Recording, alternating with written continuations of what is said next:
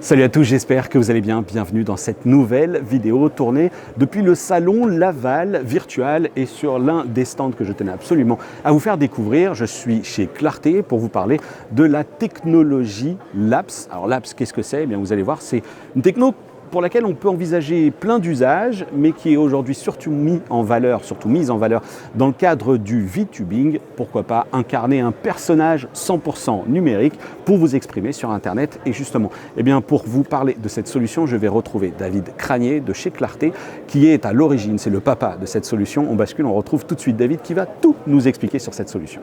Donc, je suis David Cranier de Clarté. Clarté est un centre de ressources technologiques basé à Laval.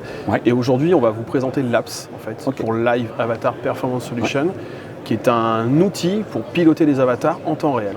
Alors, qu'est-ce que ça veut dire un outil pour piloter des avatars en temps réel? Parce que des avatars en temps réel, il en existe déjà sur certaines applications, etc. Quelle est ta valeur ajoutée dans ta solution? Alors, notre valeur ajoutée, elle n'est pas dans la conception des personnages. On estime que les gens savent le faire déjà depuis un petit bout de temps et qu'il y a plein d'outils qui existent pour le faire.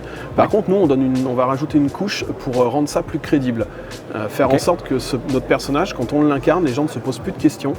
Et y croient en fait. C'est-à-dire que si je fais une réunion de 45 minutes avec quelqu'un et que je pilote mon avatar, les gens en face en fait ne sachent pas forcément qu'il est faux. Et s'ils sachent qu'il est faux, au bout de quelques minutes, en fait, lui donne sa propre identité, son propre caractère et l'interpelle comme une personne réelle et non plus comme un avatar. Alors j'imagine que ça peut aussi poser des questions évidemment de sécu, de comment on sait qu'il y a eu du deepfake, on a vu des choses récemment avec Emmanuel Macron, le pape. Comment quel est le discours que vous avez autour de tout ça? Alors nous déjà on a pris le parti pris de ne pas utiliser d'IA ni de machine learning dans notre processus et on est sur de la performance capture. Je synthétise très rapidement. En fait le personnage il n'est pas drivé par un algorithme, c'est vous qui le pilotez. Nos moindres expressions sont captées via le truchement d'un iPhone. On a 53 points de contrôle en fait, qui correspondent à des zones musculaires. Et donc on ne vient pas tromper les gens dans le sens où le message qu'on diffuse, c'est le nôtre personnellement, dans ses moindres expressions. Mais incarné par quelqu'un d'autre. Incarné par quelqu'un d'autre. Et c'est là où du coup, nous on est parti sur le phénomène des VTubers, où de base le VTuber en fait utilise un personnage fantasque. Et on ne peut pas mal l'interpréter ou prendre ça pour une personne réelle. Là aujourd'hui, nous on utilise des personnages photoréalistes, mais le but est de pouvoir véhiculer un message avec toute la pertinence qu'on veut y mettre, les émotions, des choses comme ça. Bien évidemment, on ne peut pas contrôler ce que les gens font. C'est un projet sur lequel tu bosses depuis 1 an, mais si jamais une grosse société demain vient toquer à la porte, quels sont les garde-fous qu'on pourrait imaginer? Est-ce que très facilement on peut apposer des filigranes? Est-ce qu'on peut coder quelque chose qui permettrait d'une certaine manière à je sais pas, quelqu'un qui voudrait diffuser des messages de propagande, est-ce qu'il y a un moyen d'identifier que ces images sont factices? Alors il y a plusieurs pistes. Pour l'instant, nous, on n'en a conservé aucune vu qu'on a l'état de prototype. Il y a une piste esthétique. On peut très bien faire en sorte que les vêtements ou la peau du personnage, par moment, ait des glitches ou envoie un message. Je pourrais montrer un exemple tout à l'heure du vêtement d'un personnage, en fait, où dessus, il y a une vidéo qui tourne dans le vêtement. Et ça, dans la réalité, ça peut pas, on peut Exactement, pas le faire. On parle vraiment de choses ou plus on abouties. peut très bien avoir un filigrane sur la peau du personnage, avec marqué « I'm not real », des choses comme ça. Voilà, on peut imaginer plein de solutions. La problématique, et là où nous on s'arrête, c'est que quelqu'un qui fait du pré-enregistrement, il peut tout retruquer derrière.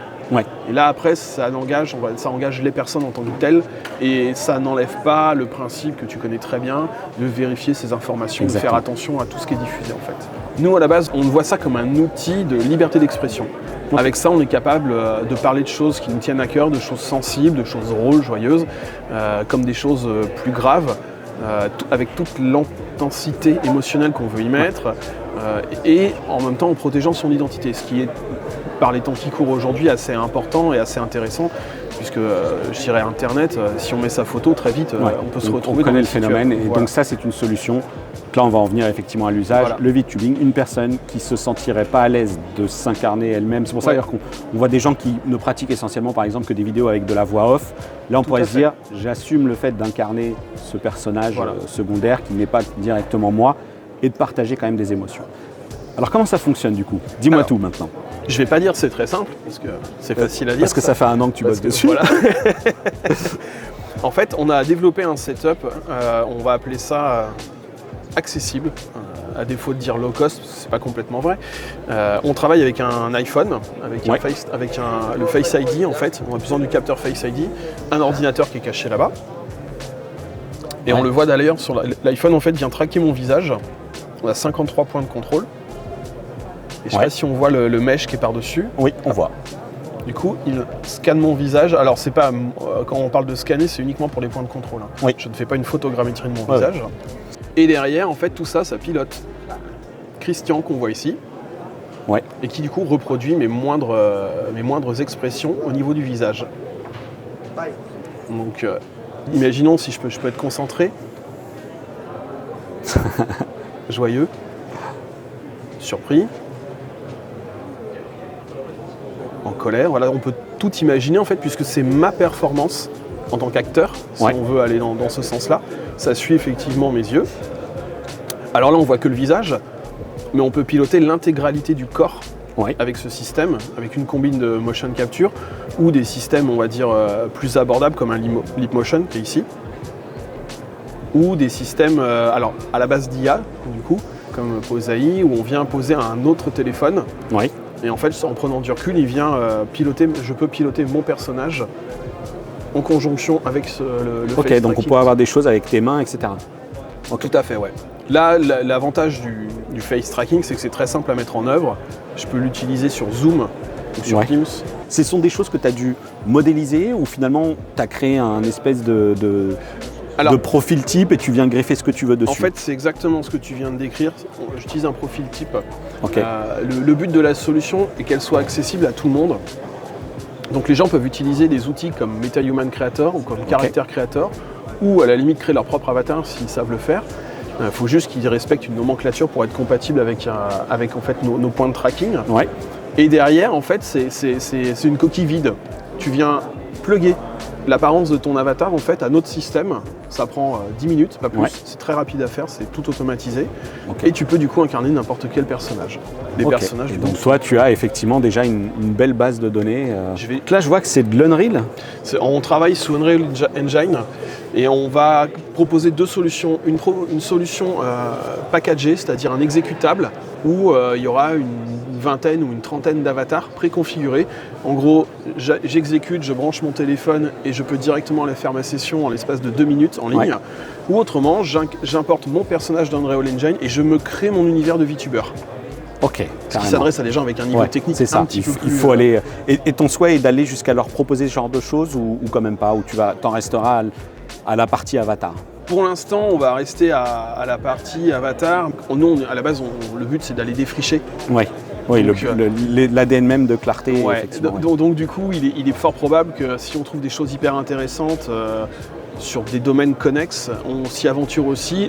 Après, verra le jour ou verra pas le jour, ça pourra rester de la R&D interne. La seule chose sur laquelle on fait attention, en fait, c'est que ça ait du sens pour nous, déjà, à la base. On est assez strict là-dessus, que ça ait du sens pour nous et que ça soit toujours quelque chose de déontologiquement et éthiquement parlant correct. Donc voilà, on fait attention à ce que ça soit cadré, qu'on n'aille pas sortir sur des outils qui pourraient servir à tromper les gens. On revient à cette question d'IA. Que ce soit de la propagande, du deepfake. Voilà, c'est ça. Nous, on ne veut surtout pas s'inscrire là-dedans parce que ça ne correspond pas à ce qu'on veut en tant que personne, en fait, de toute façon. Donc tu travailles déjà avec des gens qui font du VTubing là-dessus. Oui, on a 2 VTubeuses en France qui ont la solution, qui testent. Donc là, j'ai mes mains. Je vais écarter un peu mon micro. Donc avec le capteur, effectivement, le petit Leap Motion qui est sur le bureau, là, on voit juste là, qui du coup te traque. C'est ça. Et effectivement, en matière de setup, finalement, c'est entre guillemets assez léger. Simple, Est-ce qu'il faut une grosse puissance de calcul côté carte graphique? Alors, si on utilise des personnages comme ça, non. Si on utilise des personnages humains, oui. C'est forcément plus gourmand. Tac, tu vois. Et là, du coup, j'ai un personnage cartoon. Et là encore, les mouvements sont volontairement réduits puisqu'on est en mode desktop. Mais on peut du coup bouger les bras bien plus. Et ça, c'est facile à faire. Et on a la même chose avec des personnages plus réalistes en fait. Alors Diego, c'est un peu notre mascotte, le fameux Diego. Donc ça, on est d'accord que c'est ce que tu as de plus photoréaliste en fait. Oui, dans le sens où il est comme tout un chacun, il a des imperfections. Genre on voit qu'il a un petit bouton là. Alors forcément du coup quand je fais ça, le personnage part un petit peu sur le côté. Ouais. Il a des rides. Et puis il correspond à une certaine réalité, on n'est pas sur un canon esthétique en fait du genre. Et c'est aussi ça qui est intéressant, c'est qu'on peut incarner des personnages qui ressemblent à des gens de la vie de tous les jours. Et donc 53 points, tu disais, oui, c'est ça? Tout à fait, oui. Donc ça te permet de faire bouger aussi bien les zones autour des yeux, les lèvres, le nez, alors tout, je peux front. faire un petit medley de grimaces pour montrer. On a tout ce qui concerne les yeux. Ok, plissé, ah ouais, c'est très précis. On a le nez aussi, le froncement du nez.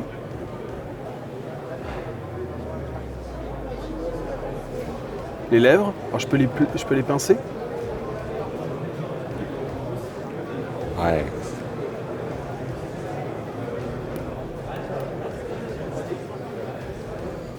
Ah, c'est quand même très très réaliste.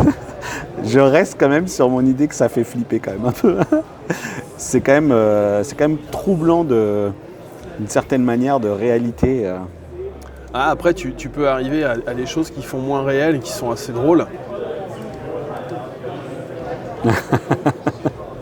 Bon, voilà Diego Voilà. en mode surfeur à la retraite. Et après, une chose qui est hyper intéressante qu'on a développée, c'est tout ça qui permet aux gens qui n'ont pas de bagage technique en fait, de pouvoir paramétrer leur scène à la volée. Ouais. Et on a tout on va dire un étage d'expression et d'émotion. Ouais. Qu'on a rajouté, enfin, on a déjà discuté tous les deux. Du coup, on a développé, et ça faisait partie un petit peu de de mon petit violon d'Ingres à moi, comment je peux rendre mon personnage plus crédible. Alors pas forcément pour tromper des gens, mais pour pouvoir être plus libre dans les messages que j'ai envie de diffuser et surtout être sûr que si j'ai envie de diffuser un message où on ressente ma colère, où on ressente ma joie, ça soit bien retransmis. J'ai développé toute une partie en fait où on peut rajouter des micro-expressions cycliques parce qu'on n'a jamais un visage fixe et en fait les gens peuvent venir les programmer eux-mêmes ou les donner. Alors je vais prendre, dire qu'il va être triste par exemple. Ah ouais. Ah ouais là. Et là si je déconnecte mon perso, tu vas mieux le voir. C'est subtil. Ouais. Ouais, mais on voit un visage effectivement un peu plus triste. Il peut être.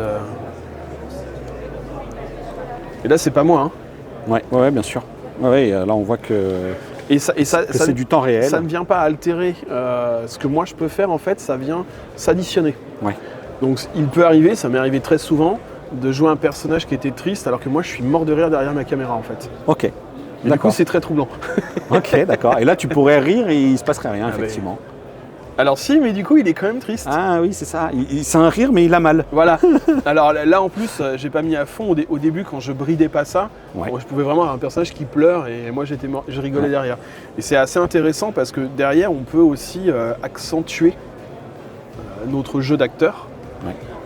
Et du coup, enrichir notre message, se créer, alors à la limite, un personnage avec des traits d'humeur caractéristiques. Imaginons un VTuber va se créer un personnage et je sais pas, tous les lundis il est ronchonchon et donc tous les lundis il va tirer la tête. Le coup de gueule du lundi. Et voilà, et il y a plein de choses, on peut imaginer toute une vie autour de nos personnages. Comment aujourd'hui tu as défini un petit peu toute cette bibliothèque d'attitude, d'humeur? C'est basé sur ta propre expérience ou c'est des choses avec lesquelles, est-ce que tu t'es associé à des boîtes pour justement être capable de dire voilà, quelqu'un qui est triste ça ressemble plutôt à ça ou plutôt à ça? Pour l'instant c'est ma propre expérience. Ouais. Voilà, c'est un jeu de référence aussi, je me documente sur on va dire le travail morphologique du visage avec les humeurs, mais ça reste plutôt pour l'instant sur ma propre expérience. J'aimerais bien, si jamais on avait l'opportunité, de travailler avec des spécialistes sur ce sujet-là pour réellement avoir quelque chose de plus scientifiquement correct, en fait, tout simplement. Okay. Et puis parce qu'il y a des subtilités, moi je prends des raccourcis, c'est un prototype. Il y a peut-être des choses qui sont mal faites, il y a peut-être d'autres choses qui peuvent être intéressantes à faire. À la base, vraiment à la fondation du projet, tu as le VTubing et un moyen d'expression éthique et anonyme en fait. Donc absolument pas calibré ni même pensé à aucun moment pour tromper les gens. Si y a l'anonymat est là pour garantir en fait la sécurité des gens, absolument pas pour tromper. David, pour conclure, prochaine étape pour cette technologie? Alors prochaine étape, on va travailler sur le renforcement des expressions du visage, rendre ça plus crédible c'est-à-dire du coup plus de plasticité au niveau du visage, voire de la simulation physique de peau. Ouais. En fait, de la peau souple, c'est-à-dire que quand je baissais ma tête, je vais avoir des plis dans la peau, des choses comme ça. D'accord. Donc là, on est à un stade supérieur en termes de crédibilité. Le tout est d'arriver à franchir cette fameuse uncanny valley, c'est-à-dire faire en sorte que le personnage soit plus gênant, en fait, mais qu'on y croit. À la limite, quel que soit son aspect photoréaliste ou pas d'ailleurs, c'est qu'en fait il soit naturel le personnage, donc ça c'est des choses. Et puis un point aussi important, moi pour l'instant je n'ai pas encore utilisé, c'est qu'on a tous des tics dans la vie. Et notamment des tics nerveux, genre un œil qui se ferme un peu plus que l'autre. Et ça fait partie aussi des choses qu'on va travailler, c'est-à-dire rendre notre personnage avec, on a déjà les micro-expressions, mais là, elles le rendent encore plus plausible parce que d'un seul coup, il peut y avoir des petits tics au niveau de la lèvre, des petits au niveau du nez, ou un œil qui se ferme un peu plus que l'autre, des petites choses qui rendent les personnages vivants et attachants en fait aussi. Ok, super, bah écoute, hâte de découvrir ça. Tu m'as proposé de tester la solution, à moi de trouver un iPhone. Tu bosses sur d'autres solutions. Est-ce qu'on pourrait se le faire demain avec une webcam un peu évoluée ou c'est plus compliqué que prévu? On est en train de travailler dessus justement sur l'usage de webcam toute basique en fait, avec d'autres protocoles. Ça fonctionne pas mal pour l'instant, ça reste encore à l'état. Alors pour le coup c'est vraiment prototype, early prototype, donc c'est pour ça que je ne le montre pas ici. Mais c'est en bonne voie et je pense que il est possible que progressivement ça vienne supplanter en fait l'iPhone. Donc on arriverait sur une solution encore plus accessible. Et accéder plus de monde, et pourquoi pas utiliser ça directement avec son ordinateur portable et sa webcam intégrée. Merci beaucoup pour toutes ces réponses. Donc c'était effectivement ta solution Laps, 1 an déjà de travail et c'est pas fini, un Laps pour Live Avatar Performance Solution. C'est ça. By Clarté. Voilà. By Clarté, ouais. Exactement, donc Clarté qui effectivement a plein d'autres projets. Vous savez tout sur cette solution, vous avez vu des images où effectivement je me suis mis devant l'ordinateur, j'ai pu aussi moi utiliser cet avatar virtuel. Exprimez-vous là-dessus, dites-moi ce que vous en pensez. Est-ce que vous trouvez ça inquiétant? Est-ce que vous trouvez ça amusant? Est-ce que ça lèverait pour vous certaines barrières psychologiques d'ailleurs ou pas? En tout cas, est-ce que ça vous inciterait à produire du contenu en intégrant ce type de profil de personnage numérique? Bref, réagissez, dites-moi ce que vous en pensez. Et puis comme d'habitude, vous retrouvez dans la description le lien qui vous mènera vers les différents projets aussi que je partagerai pour Clarté, le lien vers notre groupe de discussion Discord, les réseaux sociaux qui se sont affichés ici juste à côté de moi. Je vous dis à bientôt pour une prochaine vidéo. D'ici là, portez-vous bien. Ciao.